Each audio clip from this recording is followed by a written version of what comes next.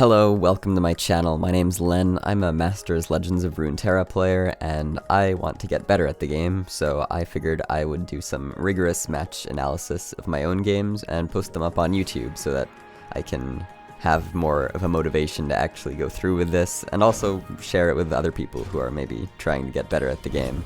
So without further ado, here's a game I had. I'm just gonna go through it and try to identify like all the mistakes that I made, all the little misplays. What did I do well? What did I do poorly? Did I make the right choices in the mulligan? Stuff like that. Yeah, let's begin.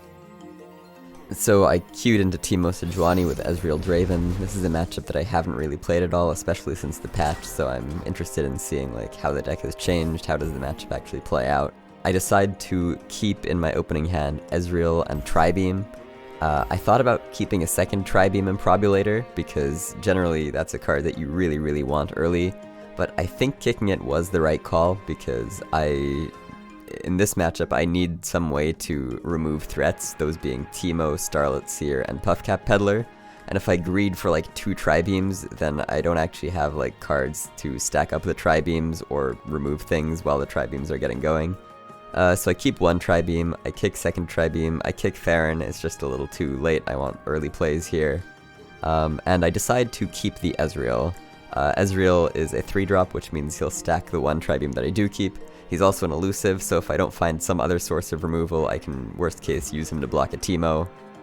So yeah, that was sort of the logic behind this mulligan. I think I made the right call. So my opponent drops down Teemo on turn 1. Unfortunately, he has the attack token, so my Mystic Shot is not useful to stop this very first attack.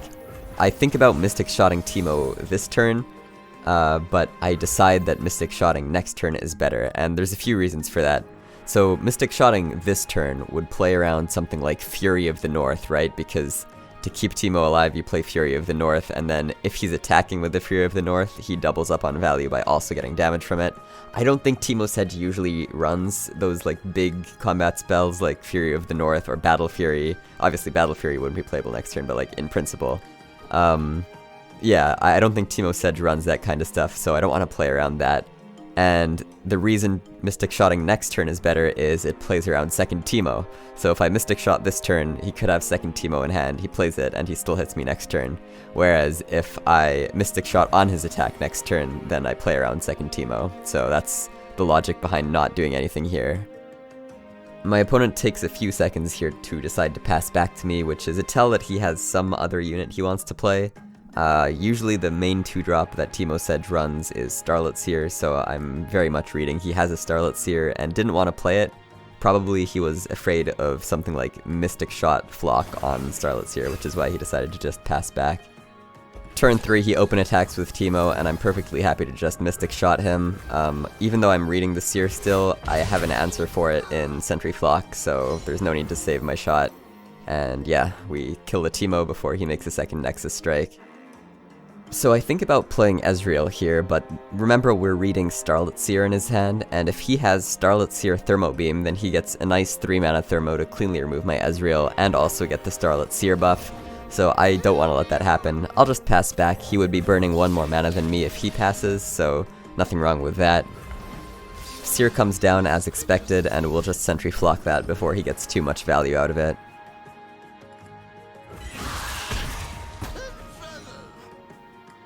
My opponent does a 3-mana Thermo to remove the Sentry, which suggests to me he doesn't have fast speed removal, because that's a bit of a weird Thermo, and he's clearly very desperate to avoid taking face damage at all here. His fairly liberal usage of that previous Thermo to remove a vanilla 3-2 does hint that he might have a 2nd Thermo in hand, because generally if someone very loosely uses a spell like that, it means they don't really care about saving it, which means they probably have another one. So because of that, I elect to play Chumpwump over Ezreal here. So here I offer the trade. My hand doesn't really have great removal to deal with this Wump, and he's tapped below any like Freljord protection spells right now. If I wait to let him trade next turn, he might do, I don't know, Troll Chant, and then he keeps his Wump on the board, which I don't want. So instead I offer the trade and he accepts. Unfortunately, he has 2nd Wump, which is a bit annoying because my Tribeam is still only at 2, I have to play Draven to get it up to 3, and then I obviously can't Tribeam this turn.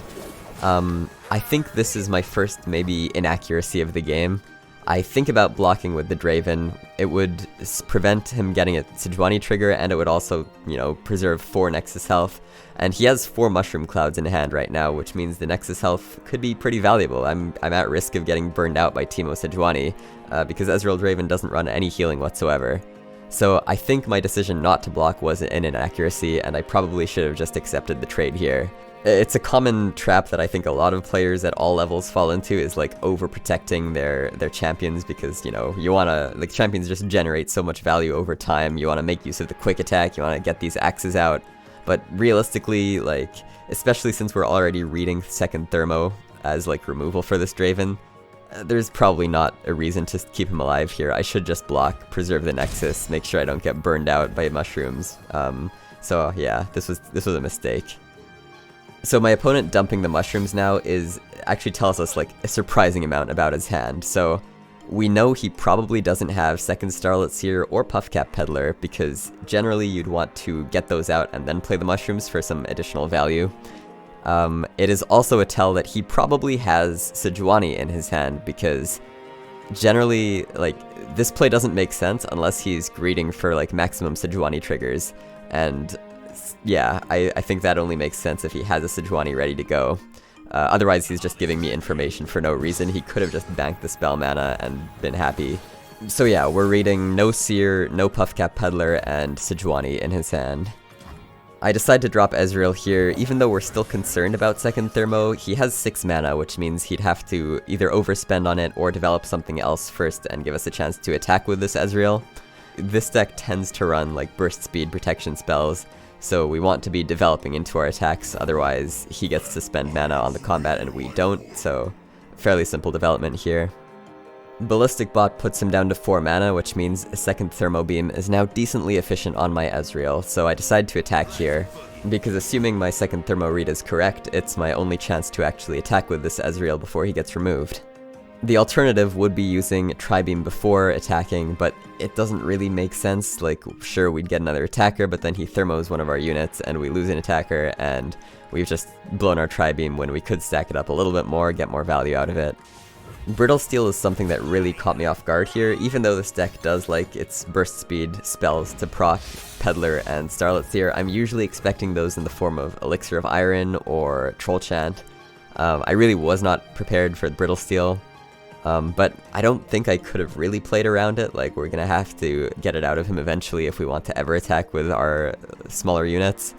So he Brittle Steals, and I think this is where I make really the first blunder of the game, in that I could have axed one of the mushrooms away and brought his Wump down to 2, and then used Mystic Shot from Ezreal to finish it off. But I really have no excuse for why I missed this line.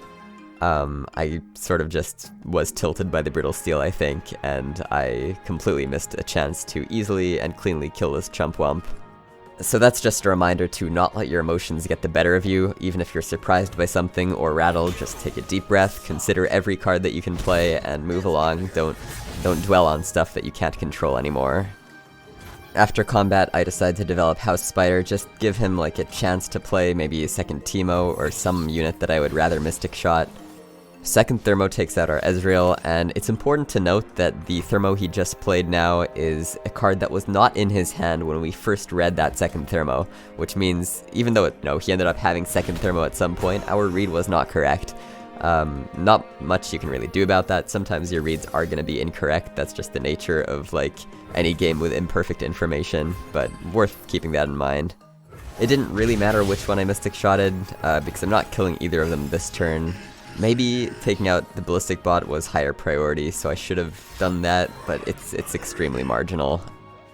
So he opens with Ignition, which leaves open exactly 6 mana, and remember, we're reading Sejuani, so that's pretty spooky. I decide to just do a Mushroom Cloud Burst Pass, because if he does drop Sejuani, I want to be able to remove it right away with my 7 mana, which would be spent on Tri-Beam followed by Scorched Earth. However, my opponent then plays another one of his Mushroom Clouds, putting him below 6 mana, and so that gives me the opportunity to just spend my mana without having to worry about Sejuani this turn. I want to remove both of these so that my attack next turn threatens as much damage as possible. So I eventually decide to Scorched Earth the Chump Wump to gain another Tri-Beam charge, and then use 5-stack Tri-Beam to kill the Ballistic Bot. The extra damage on Tribeam could matter here because something like an Elixir of Iron gets his Ballistic Bot to exactly 5.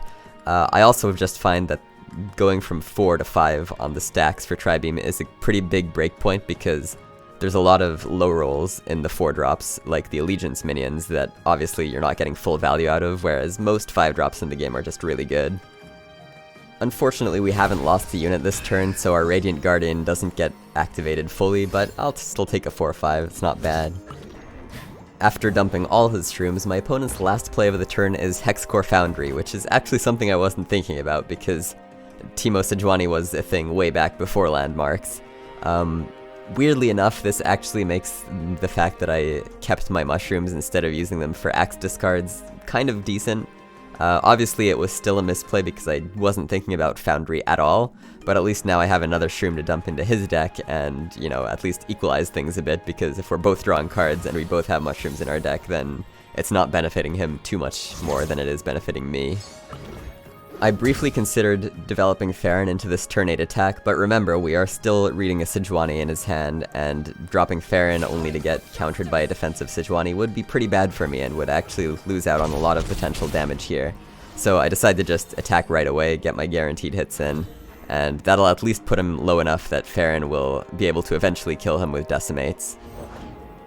He plays Shared Spoils into a Chumpwump, which I'm starting to seriously worry about the clock that I'm on. He's getting a lot of mushrooms here. I play Farron post-combat just to start being able to threaten these Decimates as soon as I can. I'm not as worried about an offensive Sejuani from my opponent because I haven't seen any Starlit Seer buffs this game, and a second Shared Spoils would only get him to 7 attack, assuming he can level up the Sejuani. So there's no risk of my Farron getting removed on my defensive turn.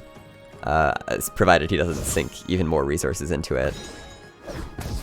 So with exactly 9 mana, my play is almost certainly going to be Decimate plus a unit here.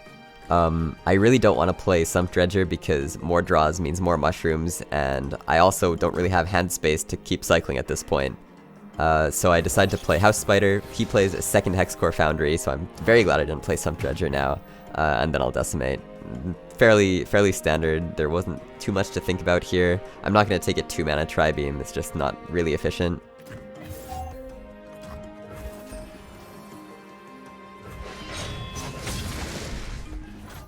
With my leftover mana, I play my last Mushroom Cloud. Since we're both drawing 3 cards a turn, I don't at all care about having discard fodder for draws anymore. And yeah, it's just, there's nothing else I'm going to spend this mana on. I might as well maximize my damage output. We both draw a bunch of shrooms, putting me down to 8 and him down to 6. With 2 Decimates to play post-combat, I'm really confident that this open attack will just effectively end the game. It shouldn't really matter what I do here because I don't think Teemo Sedge runs any healing, so I could have just opened with the Decimates, but he could be running something like Tavern Keeper, so the open attack is just a little bit more sound, I think. Make sure we get maximum damage and then finish with the Decimates. My opponent plays a few buff spells to survive the attack, but he realizes that there's no way to survive the Decimates afterwards, so he just concedes before it resolves, and that's the end of the game. So the 2 big mistakes I made this game were not blocking the Chumpwump with a Draven. That would have basically saved me 4 Nexus life, and I think against a deck like Teemo Sedge, we should recognize that we're not getting great value out of Quick Attack on our own attacks because he will just have some protection spell to deal with it, and effectively make it useless. So that was one mistake. The other big mistake, of course, was not axing a mushroom to cleanly kill that Chumpwump.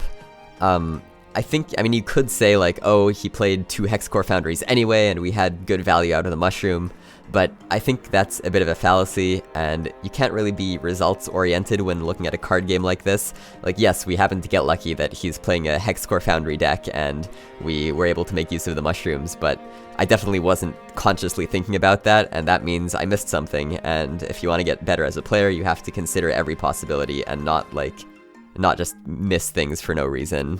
So yeah, other than those, I'm pretty happy with how I played this game. I had some pretty good hand reads, and I made sure to brick his potential Sejuani. At the end of the day, I don't actually know if he ever had Sejuani, but by not developing into that first Farron attack, we just avoided the worst case scenario and made sure to get our guaranteed damage before he could kill us. Because really, this matchup is sort of like a burn race, and if you get blown out by a development punisher like Sejuani, then you're just gonna die before he does, and you obviously can't let that happen. I plan to make more content like this in the future. I don't really have a rigid schedule, so I don't know when. Yeah, thanks for watching. I hope you learned something valuable from this video, and see you around.